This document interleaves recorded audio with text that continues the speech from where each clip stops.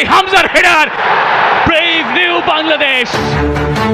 প্রথমবারের মতো দক্ষিণ এশিয়ার বিশ্বকাপে জায়গা পেল বাংলাদেশ। ফিফা এশিয়ান কাপে ভারতের বদলি হিসেবে সুযোগ পেয়েছে আমজাদ চৌধুরী, সমিত সোমরা।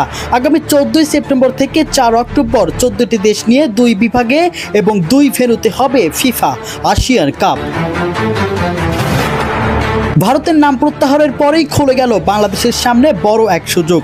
প্রথমবারের মতো ফিফা এশিয়ান কাপে খেলার আমন্ত্রণ পেয়েছে বাংলাদেশ। শুরু থেকেই এশিয়ানকে চিঠি দিয়ে বাংলাদেশ জানিয়েছিল সুযোগ তৈরি হলে যেন তাদের বিবেচনা করা হয়। ভারতের সরে দাঁড়ানোর পর সেই সুযোগই এখন বাস্তবে পরিণত হয়েছে।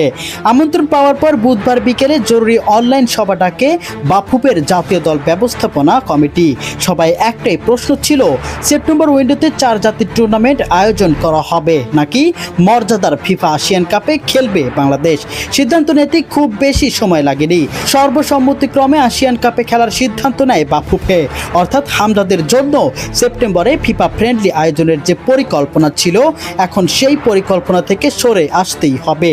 তবে এখানে আছে আরেকটি প্রশ্ন, ভারতের জায়গায় বাংলাদেশ সরাসরি তাদের গ্রুপে খেলবে নাকি নতুন করে গ্রুপিং হবে? ভারত ছিল প্রিমিয়ার ডিভিশনের এ গ্রুপে, সিঙ্গাপুর, মালয়েশিয়া ও স্বাগতিক ইন্দোনেশিয়ার সঙ্গে। আর বি গ্রুপে আছে ভিয়েতনাম, পাকিস্তান, থাইল্যান্ড ও ফিলিপাইন। এই টুর্নামেন্টে পাকিস্তান এসেছে শেষ মুহূর্তের পরিবর্তনে, চীন নাম প্রত্যাহার করায় তাদের সুযোগ এসেছে।